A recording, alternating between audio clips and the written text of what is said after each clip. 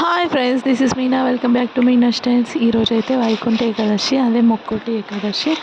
ఈ ఏకాదశికి అయితే మా ప్రతి ఏకాదశికి ఫాస్టింగ్ ఉంటాం. ఈ ఏకాదశికి స్పెషల్ ఏంటి మా ఇంట్లో అంటే, మా ఆయన కూడా ఈ ఏకాదశికి నేను కూడా ఫాస్టింగ్ ఉంటాను నీతో పాటు. నాకు కూడా చాలా బాగా అనిపిస్తుంది, నువ్వు ఏకాదశి ఫాస్టింగ్ ఉంటే నేను కూడా ఉంటాను అన్నాడు. ఇంకా అందుకే ఇద్దరం కలిసి ఉన్నాం. ఇంకా మార్నింగ్ అయితే 4కి లేసాను నేను.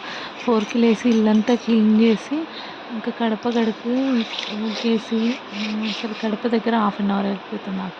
గడప కడిగి మంచిగా పసుపుతో ముగ్గేసి, పసుపుతో అలికి దానిపైన వరిపిండితో ముగ్గేసి, ఇంకా పసుపు కుంకుమ పూలు పెట్టి అలంకరిస్తాను. ఇంకా ఫాస్ట్గా చేసేసిన. ఇంకా మార్నింగ్ 4కి లేసిన, 6 అయిపోయింది నేను స్నానం చేసి పూజ దగ్గరికి వెళ్ళేసరికి. 2 అవర్స్ ఇల్లంతా క్లీన్ చేయడము, అన్నీ సెట్ చేయడం అదంతా అయ్యేసరికి అంత టైం పట్టింది. ఇంకా అక్కడ ఇక్కడ గుమ్మాలు అయితే మొత్తం క్లీన్ చేసేసుకొని, ఇంకా ఫ్రైడే అయితే డీప్ క్లీన్ చేస్తాను. ఇంకా మధ్యలో చేయను. నిన్న మండే కాబట్టి నిన్న క్లీన్ చేశాను. ఇంకా పైన ఈరోజు అయితే కొద్ది వాటర్ వేసి పసుపుతో క్లీన్ చేసేసాను. ఏకాదశి అంటే మాకైతే పాజిటివ్ వైబ్స్ ఉంటాయి. ఫాస్టింగ్ అనే కాదు, ఏదో మెంటల్గా ఫిజికల్గా కూడా మంచి వైబ్స్ ఉంటాయి. ఏకాదశి ఫాస్టింగ్ ఉంటే ఆకలి ఏమనిపించదు, కొంచెం దాహం వేసినట్టు ఉంటుంది ఫాస్టింగ్ ఉంటే. కానీ ఇంకా వాటర్ కూడా తాగొచ్చు అన్నారు ఈ మధ్య. ఇంకా బయటకు వెళ్తున్నాం, వర్క్ చేస్తున్నాం కాబట్టి అవ్వదని ఇంకా వాటరు బనానా అవి అయితే పట్టుకొని వెళ్ళాను నేను.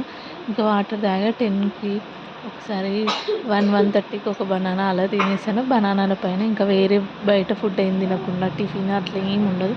ఇంకా ఇదైతే ఫాస్టింగ్ ఓపిక, రైస్ తినకుండా అయినా ఉండొచ్చు. ఏదో ఒక పద్ధతి పెట్టుకొని ఆ పద్ధతి పాటించడం కోసమే పెద్దవాళ్ళు ఏదో ఒకటి ఈ 1 డే మంత్లో 15 డేస్కి ఒకసారి వస్తుంది. 15 డేస్కి ఒకసారన్నా మనం బుద్ధిగా ఉంటే మన మైండ్ నెగిటివ్ థాట్స్కి వెళ్ళకుండా మంచిగా ఉంటుందని ఇట్లాంటి సిస్టమ్స్ పెట్టారేమో అని నేనైతే చాలా బిలీవ్ చేస్తాను. అట్లాంటివి నమ్ముతాను కాబట్టి ఫాస్టింగ్ ఉంటా. అందరు అంటారు ఏంటి ఇన్ని ఫాస్టింగ్లు ఈ ఏజ్లో అవసరమా నీకు అది అంటే, నేను ఫాస్టింగ్ ఉన్న అలసిపోయినట్టు కానీ సిక్ అయినట్టు కానీ ఎప్పుడు ఏ రోజు అనిపించదు. మళ్ళీ ఇంకా తర్వాత రోజు ఫ్రెష్గా అనిపిస్తుంది నాకు. బాడీ మొత్తం ఏదో బరువంతా తీసేసిన ఫీలింగ్ వస్తుంది.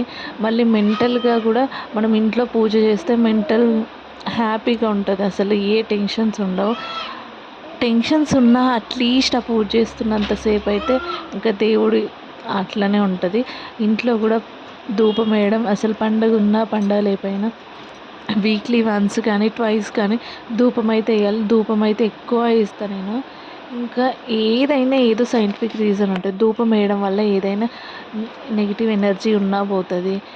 మామూలుగా ఇల్లంతా క్లీన్ చేసుకుంటే, ఇప్పుడు ఇల్లు క్లీన్ చేసుకోకపోతే డస్ట్ పార్టికల్స్ అవి ఇవి ఉండి ఈ ఈ టైంలో అసలు చాలా ఇన్ఫెక్షన్స్ వస్తాయి. లంగ్ ఇన్ఫెక్షన్స్ అట్లా ఇట్లా అవి ఏవి రాకుండా ఇట్లాంటివి పెట్టారు. మళ్ళీ తులసాకు చాలా సైంటిఫిక్గా చాలా యూజెస్ ఉంటాయి దానివల్ల. అది మనం ఎక్కువ యూజ్ చేయాలంటే మామూలుగా యూజ్ చేయలేం కాబట్టి, దేవుడికి ఇష్టం అని చెప్తే అట్లనన్నా మనం యూజ్ చేస్తాం కాబట్టి అట్లా పెట్టారని నేనైతే బిలీవ్ చేస్తాను. ఫ్లవర్స్ కానీ తులసాక ఇవన్నిట్లో ఏదో సైంటిఫిక్ రీజన్ ఉంటుంది. పసుపు ఎక్కువ యూజ్ చేయమని ఎందుకన్నారు? సైంటిఫిక్గా యాంటీబయాటిక్గా యూజ్ అవుతుంది. అందుకే పసుపు ఎక్కువ యూజ్ చేస్తారు. మనం కాళ్ళకి లేడీస్ ఎక్కువ వాటర్లో పనిచేస్తూ ఉంటాం. ఇంకా కాళ్ళు అవన్నీ పాడైపోతాయి. పసుపు పెడితే యాంటీబయాటిక్గా పనిచేస్తుంది కాబట్టి కాళ్ళకి ఏమి ఇబ్బంది కాకుండా, ఏ ఇన్ఫెక్షన్స్ కాళ్ళతో రాకుండా అట్లా యూజ్ అవుతుంది.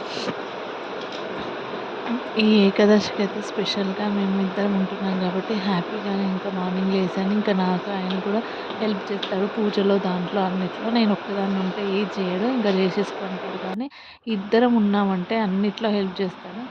ఇంకా అంతా అయిపోయింది. ముక్కు ఒకటి పెట్టేసుకొని ఇంట్లోకి వెళ్ళి స్నానం చేస్తే, ఇంకా అమావాస్య వచ్చి పోయిన తర్వాత అసలు దేవుళ్ళన్నీ క్లియర్ చేసి కడిగి బొట్లు పెట్టాలంటే అసలు రోజు ఏదో ఒకటి. మళ్ళీ ఈ మధ్య నాకు ఇంకెళ్ళొద్దు, చేయొద్దు పూజ అని ఒక 5-6 డేస్ అట్లా పక్కన పెట్టేశాను. ఇంకా అసలు అవ్వలేదు. ఇంకా ఎప్పటి నుంచో ఉంది క్లీన్ చేయాల్సింది.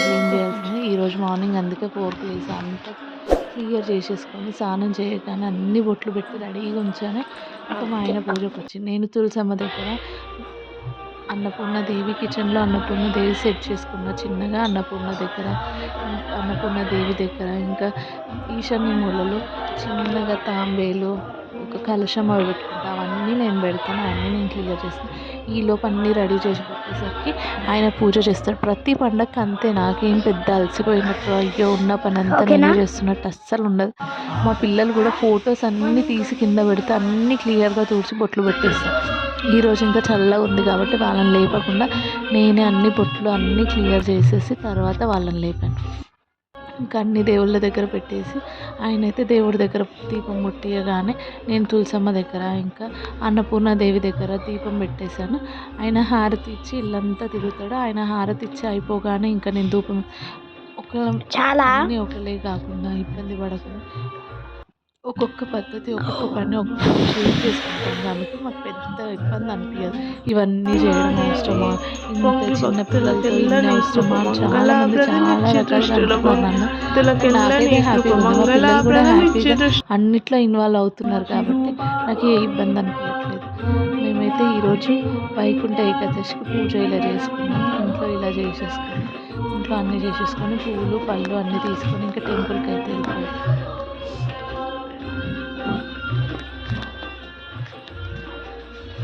హారతి ఆయన ఇచ్చి ఇల్లంతా తిరిగాడు. ఇంకా నేను ధూపం తీసుకొని ఇల్లంతా ఒకసారి వేస్తే అన్ని మూలలకి ఎక్కడ ఏ నెగిటివ్ ఎనర్జీ ఉండకుండా అన్ని మూలలకి తిరుగుతూ ఉంటాను. అన్ని మూలలకి తిరగడం అయిపోయిన తర్వాత పూజ అయిపోయింది. అయిపోగానే టెంపుల్కి వెళ్ళాం. టెంపుల్లో అయితే ఎంత బాగా డెకరేషన్ చేశారో నాకైతే అసలు కళ్ళు చెదిరిపోయినాయి. అసలు రాబుద్ది అవ్వలే, కానీ ఇంకా డ్యూటీకి టైం అయిపోతుంది వెళ్ళాలని ఇంకా ఫాస్ట్ టెంపుల్కి వెళ్ళి 1.5 hours స్పెండ్ చేసి అక్కడే ఉత్తర ద్వార దర్శనం అవన్నీ చేసుకొని పూజ అన్నీ కంప్లీట్ చేసుకొని అర్చన చేయించుకొని ఇంటికైతే వచ్చేసాం. ఈరోజు మా బ్లాగ్ ఇది. మీరేం చేశారో కామెంట్ చేయండి. Thank you.